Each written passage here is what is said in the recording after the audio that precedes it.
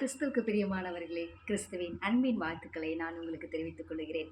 இன்னைக்கு ஆண்டவர் நம்ம கூட என்ன பேச போறாரு? ரொம்ப நாள் கழிச்சு நம்ம இணைப்புல வந்திருக்கோம். அம் சம பிஸி ஸ்கெடியூல்ஸ்னால என்னால வர முடியல. மன்னிச்சுக்கொள்ளுங்க.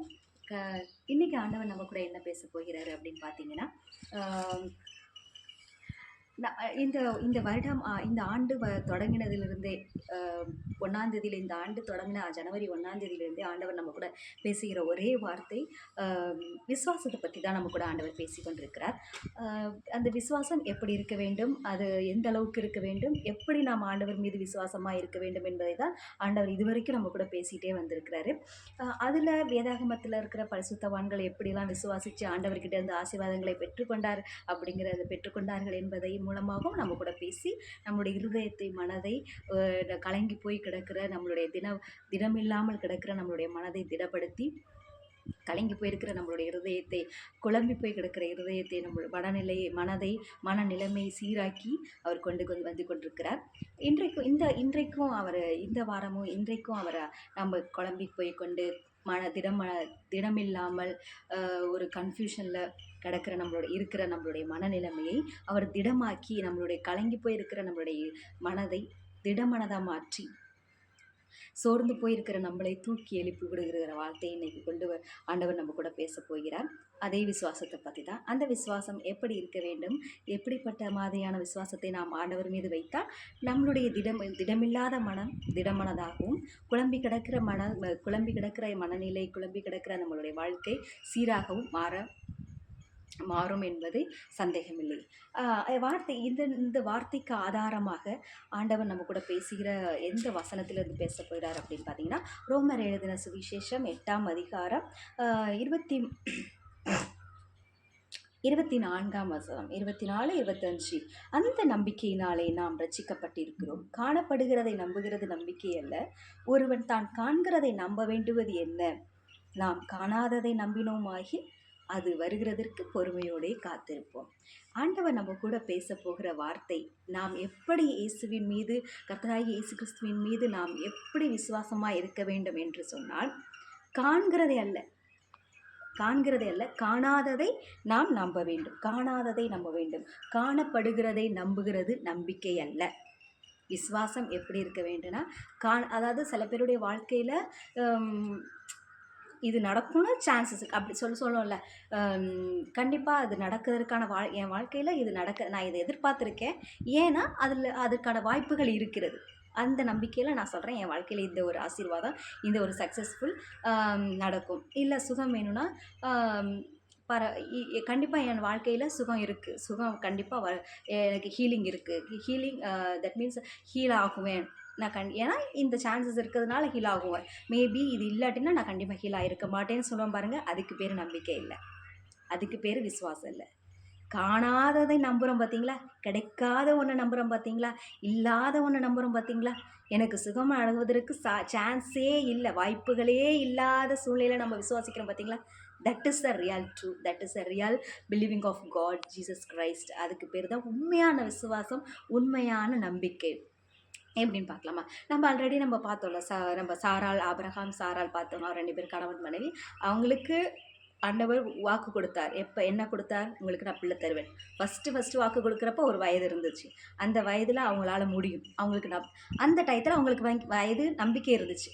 சொல்லப்போ ஓகே, நம்மளுக்கு குழந்தை இல்லை, ஆண்டவர் கொடுக்குறேன்னு சொல்லிட்டார். ஒரே ஹாப்பியாக இருந்திருப்பாங்க, சந்தோஷமாக. ஏன்னா there is a chance to giving a birth. குழந்தை பிறப்பதற்கு வாய்ப்புகள் இருந்தது. ஏன்னா வயசு இருந்தது, கர்ப்பம் இருந்தது. அவர் சொல்லி அந்த வாக்குத்தத்தத்தை ப்ராமிஸை சொல்லி பல வருடங்கள் ஆயிடுச்சு. மோர் தென் 25 இயர்ஸ் ஆனதுனால அவங்களுடைய அவர் ஆண்டவர் சொன்ன வார்த்தை உயிரோட தான் இருந்துச்சு. ஆனால் அந்த வார்த்தை அவங்களுக்குள்ள விசுவாசம் இல்லை. அப்போ வருஷங்கள் போக போக அவங்களுடைய விசுவாசமும் செத்து போச்சு, அவங்களுடைய கர்ப்பமும் செத்து போச்சு. அதுக்கு பேர் உண்மையான நம்பிக்கை இல்லை. ஏன்னா வயசு இருக்கும்போது குழந்தை பிறக்கும், வயசு இருக்கும்போது கர்ப்பம் உயிரோடு இருந்துச்சு. கர்ப்பம் உயிரோடு இருந்ததுனால என் கர்ப்பம் நல்லா இருக்குது, யூட்ரஸ் இருக்குது, அதனால் கண்டிப்பாக குழந்தை பிறக்க வாய்ப்புகள் இருக்குது. இப்போ வயசும் போச்சு, கர்ப்பமும் போச்சு, அதனால் நம்பிக்கையும் போச்சு. அப்படி இல்லை, வயசு போனாலும் கர்ப்பம் செத்து போனாலும் அதிலிருந்து புது கற்பத்தை உண்டாக்கி அதிலிருந்து ஒரு புது குழந்தையை உருவாக்க என் தேவனால் முடியும் என்ற ஒரு நம்பிக்கை பண்ணிக்கிறோம் பாருங்க. அதுதான் வந்து real believing, real believeness, real hope, real நம்பிக்கை. அதுக்கு பிறகு தான் உண்மையான நம்பிக்கை, உண்மையான விசுவாசம். அப்படிப்பட்ட விசுவாசத்தை ஆண்டவர் நம்மளுடைய வாழ்க்கையில் அவர் எதிர்பார்க்கிறார். இப்படிப்பட்ட விசுவாசத்தை தான் அவருக்கு சான்ஸ் இருக்கிற டயத்தில், அதாவது காண்கிறதே அல்ல காணாததை நம்புகிறதுக்கு பேர் என்னென்னா, என் லைஃப்பில் இது நடக்கும் நம்ம சான்சஸ் இருக்குங்கிற டயத்தில் நமக்கு விசுவாசிக்கிறது பேர் இல்லை. சான்ஸ் இல்லாத டயத்தில், இல்லாத நேரத்திலே நமக்கு ஆண்டவர் மேலே இல்லாட்டினாலும் பரவாயில்ல, செத்து போனாலும் பரவாயில்ல, அதை மிகவும் உயிர்ப்பிச்சு புதுசாக கொண்டு வந்து, ஹார்ட்டே இல்லாட்டினாலும் பரவாயில்ல, ஹார்ட் போனாலும் பரவாயில்ல, கிட்னி போனாலும் பரவாயில்ல, அதை திரும்ப ஒரு புது ஹார்ட்டை கொடுப்பார், புது கிட்னியை கொடுப்பார். இல்லை எந்தெந்த உறுப்பு போயிடுச்சோ அந்த உறுப்பு போனாலும் பரவாயில்ல, திரும்ப அதுக்கு புதுசாக உருவாக்கி என்னை உயிரோடு வாழ வச்சு, என் வாழ்க்கையில் இன்னும் நான் எவ்வளவோ செய்ய வேண்டிய அச்சீவ் பண்ண வேண்டிய காரியங்கள் நிறைய கோல்ஸ் இருக்குது. அதை என்னை அச்சீவ் பண்ண வச்சு என்னுடைய வாழ்க்கையை ஒரு சக்ஸஸ்ஃபுல் வாழ்க்கையாக மாற்றுவார் அப்படிங்கிற ஒரு நம்பிக்கை வரும் பாருங்க. அதுதான் உண்மையான நம்பிக்கை. அப்படிப்பட்ட ஒரு நம்பிக்கையை, அப்படிப்பட்ட ஒரு விசுவாசத்தை தான் ஆண்டவர் நம்மளுடைய வாழ்க்கையிலிருந்து அவர் எதிர்பார்க்கிறார். ஆமாம், சில பேருடைய லைஃப்பில் வந்து சில விஷயங்கள் ரொம்ப, சில பேருடைய ஃபேமிலியில் நிறையா விஷயங்கள் செயலிழந்து உயிரற்று போயிருக்கு. அந்த உயிரற்று போய் கிடக்கிற அந்த வாழ்க்கையை, அவ்வளோதான் முடிஞ்சு போச்சு, வருஷங்கள் ஆயிடுச்சு, செட் ஆகாது, அவ்வளோதான் ஃபினிஷ்டு, இதுவே முடிஞ்சு போச்சுங்க, there is no relationship with ரிலேஷன்ஷிப்பே இல்லை, அவ்வளோதான் முடிஞ்சு போச்சு, இதுக்கப்புறம் என்னங்க இருக்குது, தேர் இஸ் நோ ஹோப், நம்புறதற்குன்னு வாய்ப்பே இல்லை, நம்புவதற்கு எதுவும் இல்லாது இருந்தும் அதில் நம்பிக்கை உண்டாக்குறவர் தான் நம்ம இயேசு கிறிஸ்து. அப்படிப்பட்ட ஒரு விசுவாசத்தை தான் அவர் நம்மக்கிட்ட எதிர்ப்பார். அந்த விசுவாசத்தை அவர் கனப்படுத்துகிறவராக இருக்கிறார். அந்த ஆபிரகாம் சாராளுக்கு கற்பம் செத்து போச்சு, வயசும் போச்சு, அதனால அவங்களுடைய நம்பிக்கை போச்சு. ஆனால் ஆபிரகாமுக்கு இயேசுவின் மீது தான் வணங்குற தேவன் யார், அவர் சொல்கிறத செய்கிறத தான் சொல்லுவார். அது எத்தனை வருஷங்களானாலும் சரி, ஏதோ சொன்ன உடனே அவர் 1 வருஷத்தில் 2 வருஷத்தில் நிறைவேற்றி முடிப்பார், அவ்வளோதான் முடியும் அவரால். அவருடைய பவர் அவ்வளோதான். நம்மளுடைய விசுவாசம் எப்படின்னா, அவ்வளோதான், வயசு முடிஞ்சிச்சு அப்படின்னு ஆபிரகாம் வந்து சாராள் வந்து அவங்களுடைய விசுவாசம் போயிடுச்சு. வயசு போக போக கர்ப்பம் செத்து போனதுக்கப்புறம் அவங்களுடைய நம்பிக்கையே போயிடுச்சு. ஆனால் ஆபிரகாம் அப்படி இல்லை. என் தேவனுக்கு என் மனைவியோட கர்ப்பம் செத்து போனாலும் சரி, இல்லை வயசு போனாலும் சரி, எனக்கு வயசு போனாலும் சரி, என் தேவனால் அவர் சொன்னதை அது எப்படி பண்ணுவாரோ எங்களுக்கு தெரியாது. ஆக மொத்தத்தில் எனக்கு குழந்தை கொடுப்பேன்னு சொல்லியிருப்பார். அதுவும் எப்படி, உன் சொந்த கற்பின் பிறப்பு, அதாவது என் மனைவியின் மூலமாகவே எனக்கு ஒரு குழந்தைய கொடுப்பேன்னு சொல்லியிருக்காரு. அது கண்டிப்பாக, அது என்ன நடந்தாலும் சரி, என்ன போனாலும் சரி, கண்டிப்பாக என்னுடைய தேவனால் செய்ய முடியும், அவருக்கு பவர் இருக்குது அப்படிங்கிறத காட்டுறது தான் நம்மளுடைய விசுவாசம். நம்மளுடைய விசுவாசம் கம்மியாக இருந்துச்சுன்னா, இது எதை மீன் பண்ணுது அப்படின்னா, என்னுடைய தேவனுக்கு, நான் நம்புகிற என் இயேசு கிறிஸ்துவுக்கு பவர் கம்மின்னு அர்த்தம். என்னுடைய விசுவாசம் அதிகமாக இருந்துச்சுன்னா, நான் நம்புகிற தேவன், நான் வணங்குகிற தேவனாகிய கர்த்தராகிய இயேசு கிறிஸ்துவனுடைய பவர் அதிகமாக இருக்குன்னு அர்த்தம். அப்போ நம்மளுடைய விசுவாசத்தின் அளவு எதை குறிக்குது, எதை மீன் பண்ணுதுன்னா, it's means about our power of Jesus Christ. இயேசுவின் வல்லமையை குறிக்கிறது. நம்மளுடைய விசுவாசம் கம்மியாயிடுச்சுன்னா, கம்மியாக இருக்குது அப்படின்னா, இயேசுவின் மீது உள்ள நம்மளுடைய நம்பிக்கை, விசுவாசம் கம்மியாக இருக்குன்னா, அப்போ நம்ம என்ன பண்ணியிருக்கோம், இயேசுவுக்கு இவ்வளோ தான் வல்லமை இருக்குது, இதுக்கு மேலே அவரால் செய்ய முடியாது அப்படின்னு நம்மளே டிசைட் பண்ணிவிட்டு நம்மளுடைய விசுவாசத்தை சுருக்கிக்கிறோம், ஸ்ட்ரிங்க் பண்ணிக்கிறோம். நம்ம அந்த சூப்பர் நேச்சுரலை தாண்டி அவர் நேச்சுரல் காட், அவர் நேச்சுரல் காட் இல்லை, சூப்பர் நேச்சுரல் காட். ஏன்னா இந்த நேச்சுரலை உருவாக்குனதே அவர் தான். இந்த உலகத்தில் இருக்கிற இயற்கைகள், மனிதர்கள் எல்லாவற்றையும் உருவாக்குனது அவர் தான். அப்போ இந்த உருவாக்குன அந்த நேச்சரை உருவாக்குனது அவர் தான். இந்த இயற்கையை தாண்டினவர் தான் அவர். அப்போ இந்த இயற்கையை உருவாக்கி கண்ட்ரோல் பண்ணி கொண்டிருக்கிறவர் அவரால். இந்த இயற்கையை கண்ட்ரோல் பண்ணி அந்த இயற்கையை மாற்ற அவரால் முடியாதா?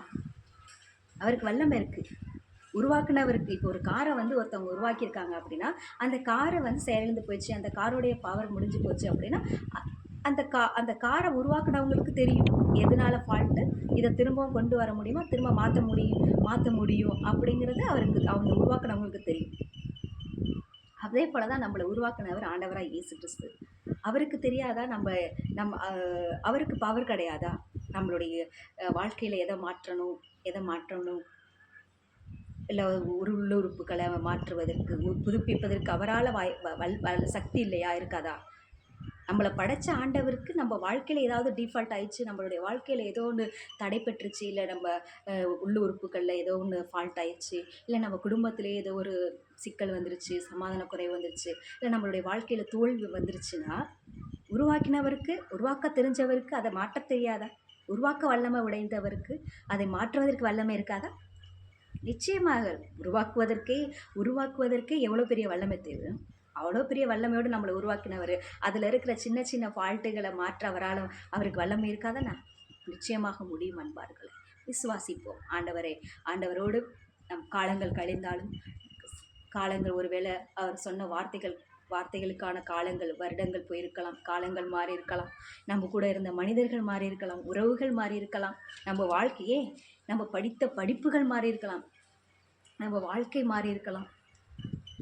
ஒரு காலத்தில் நம்ம ஒரு படிப்பு படிச்சிருப்போம், அந்த படிப்புக்கான மதிப்பு அப்போ அதிகமாக இருந்தது, இப்போ அதோடைய வேல்யூ கம்மியாக இருக்கலாம். ஆனாலும் எதையுமே மாறாத ஒருத்தர், நேற்றும் இன்றும் நாளை என்றைக்குமே மாறாத ஒருத்தர் நம்ம கூட இருக்கிறார். அவர் நம்மளை மாறவும் மாட்டார், மறக்கவும் மாட்டார். நம்மளுடைய விசுவாசத்தை கனவீனப்படுத்தவும் மாட்டார். நம்ம எந்த அளவுக்கு அவர் மேலே விசுவாசம் வைக்கிறோமோ அந்த அளவுக்கு நம்மளுடைய விசுவாசத்தை அவர் கனப்படுத்துகிறவராக இருக்கிறார். நாம் அவரை விசுவாசிப்போம். ஜெபம் பண்ணுவோமா? கர்த்ததாமே இந்த வார்த்தைகளை ஆசீர்வதிப்பாராக. இசப்பா மை ஸ்தோத்திரிக்க ராஜா. என்ன வந்தாலும் சரி, எந்த சூழ்நிலை வந்தாலும் சரி, உயிரே போகக்கூடிய காரியங்களாக இருந்தாலும் சரி, நீங்கள் எங்களுக்கு என்னென்ன இதுவரைக்கும் இத்தனையோ வருடங்கள், இத்தனையோ ஆண்டுகள், எவ்வளோ ப்ராமிஸ் எங்களுக்கு கொடுத்துருக்கீங்க. ஒவ்வொரு மாதமும் எங்களுக்கு ப்ராமிஸ் கொடுத்துருக்கீங்க. ஒவ்வொரு வருஷமும் எங்களுக்கு ப்ராமிஸ்க்கான வேர்ட்ஸ் கொடுத்துருக்கீங்க. மேபி ஒருவேளை இதுவரைக்கும் நிறைவேறாமல் போனாலும், ஒருவேளை அது நிறைவேறாமல் போனதற்கு எங்களுடைய அவிசுவாசம் ஒரு காரணமாக இருந்தாலும், எங்களுடைய விசுவாச குறைவு ஒரு காரணமாக இருந்தாலும், எங்களை மன்னித்து தகப்பனே. எங்களுடைய விசுவாசத்தை நீங்கள் அதிகப்படுத்தி எங்களுடைய விசுவாசத்தை இன்னும் அதிகமாய் உங்களுக்கு எத்தனை வருடங்களாலும் சரி, எந்த சூழ்நிலையாக இருந்தாலும் சரி, இல்லை உயிர் போகும் தருணத்தில் இருக்கிற அப்படிப்பட்ட சூழ்நிலையாக இருந்தாலும் சரி, எல்லாவற்றை சரி பண்ண முடியும் என்ற மன தைரியத்தை, மன வலிமையை, ஒரு அளவில்லாத உங்கள் மீது, கர்த்தராகிய இயேசு கிறிஸ்துவாகிய உங்கள் மீது அளவில்லாத ஒரு விசுவாசத்தை தகப்பனே எங்களுக்கு வைத்து ராஜா, அதிலிருந்து நாங்கள் சக்ஸஸ்ஃபுல்லாக எசப்பா நாங்கள் நினைப்பத காரியங்கள் நடக்க எங்களுக்கு உதவி செய்து கர்த்ததாமே இதை ஆசீர்வதிப்பாராக ராஜா. அப்பா, எங்களுடைய விசுவாசத்தை நீங்கள் கனப்படுத்துங்க, அங்கீகரிங்க. இதுவரைக்கும் எத்தனையோ பிள்ளைகள், என் ஆண்டவராகிய இயேசு கிறிஸ்து எத்தனையோ சில பேர் விசுவாசிக்க வருஷங்கள் ஆக விசுவாசிக்காமல் போயிருந்திருக்கலாம். அவங்களுடைய விசுவாசம் குறைவுபட்டிருக்கலாம். இல்லை இது வரைக்குமே அவ்வளோதான் முடிஞ்சு போச்சுன்னு இது வரைக்கும் விசுவாசம்னா என்னன்னே தெரியாமல் சில பேர் வாழ்ந்து கொண்டிருக்கலாம். அவர்களுக்கு விசுவாசத்தை கொடுங்க. இல்லை பல வருடங்கள் ஆயிடுச்சுன்னு விசுவாசம் குறைவாக போயிருக்கலாம். அவர்களுக்கு இன்னும் அதிகமான விசுவாசத்தை கொடுங்க. இத்தனை வருடங்களாலும் என் இயேசுவால் செய்து காட்டுவார் என்பதற்கு எவ்வளோ சாட்சிகள் இந்த வேதத்தில், மேகங்கள் போன்ற திரளான சாட்சிகள் இந்த வேதத்தில் இருக்கிறது. அதை போல் என் வாழ்க்கையில் நிறைவேறும் என்ற ஒரு மன வலிமையை, ஒரு உற்சாகத்தை, ஒரு ஒரு விசுவாசத்தை, அளவு கடந்த விசுவாசத்தை இந்த பிள்ளைகள் வாழ்க்கையில் நீங்கள் வைங்க சிசுவாங்க. ஆமென். கர்த்தர் இந்த வார்த்தைகளை ஆசீர்வதிப்பதாக. நிச்சயமாக உங்கள் வாழ்க்கையில் என்னென்ன காரியங்கள் செய்ய வேண்டுமோ, ஒருவேளை மதிப்பு குறைந்து போய் கிடக்கிற உங்கள் வாழ்க்கையில் மதிப்பு கூட்ட அவர் வந்திருக்கிறார். உறுப்புகள் செயலிழந்து கிடக்கிற உங்கள் வாழ்க்கையில் செத்து போச்சுங்கிற சூழ்நிலையை அவர் மாற்ற வந்திருக்கிறார். சமாதானமற்று கிடக்கிற உங்கள் குடும்பத்தின் வாழ்க்கையை அவர் சமாதானத்தோடு மாற்ற வந்திருக்கிறார். அவ்வளோதான், முடிஞ்சு போச்சு, ஃபேமிலி இஸ் டெமாலிஷ்ட் அப்படிங்கிற உங்கள் குடும்ப சூழ்நிலை அப்படி இருக்கா? இல்லை, it's going to be a refresh. உங்கள் வாழ்க்கை, உங்கள் குடும்பம் ஒன்றாக போகுது. உங்கள் குடும்பம் திரும்பவும் உயிர்ப்பிக்க போகிறது. உங்கள் குடும்பத்தில் உள்ள ஒவ்வொரு நபர்களும் ஒன்றாக இணைக்கப்பட போகிறீர்கள். இன்றைக்கு ஆண்டவர் அதை செய்ய வல்லவராயிருக்கிறார். அது உங்களுடைய விசுவாசத்தின் பேரில் தான் இருக்கிறது. உங்களுடைய விசுவாசத்தை கூட்டுங்கள். உங்கள் விசுவாசத்தின் அளவை கூட்டும் பொழுது நீங்கள் உங்கள் விசுவாசத்தின் அளவை கூட்டும்போது கர்த்தராகிய இயேசு கிறிஸ்துவின் வல்லமையை கூட்டுகிறீர்கள். நம்ம விசுவாசம் குறைஞ்சி போச்சுன்னா நம்ம அதுக்கு என்ன அர்த்தம் சொல்கிறோம்? என் இயேசு கிறிஸ்துவின் வல்லமை குறைவாக இருக்குது, என் இயேசுக்கு அவ்வளோதான் வல்லமைங்க. நம்மளுடைய விசுவாசம், ஏன்னா அவர் சூப்பர் நேச்சுரல் காட். என்னுடைய ஆண்டவர் சூப்பர் நேச்சுரல் காட். இயற்கை படைத்தவர், இயற்கைக்கு மேலானவர், இயற்கையை கண்ட்ரோல் பண்ண கூடியவர். எது நடந்தாலும் அவர் எல்லாவற்றையும் மாற்றக்கூடியவர் என் தேவன் அப்படிங்கிற ஒரு விசுவாசம் இருக்குன்னா நம்ம என்ன பண்ணுறோம்? நம்மளுடைய தேவனை பெரிய வல்லமை உள்ளவர் பவருக்கு கூடியவராக நம்ம விசுவாசிக்கணும். அதுதான் அன்பானவர்களே. God bless you all. கர்த்தர் உங்களை ஆசீர்வதிப்பாராக.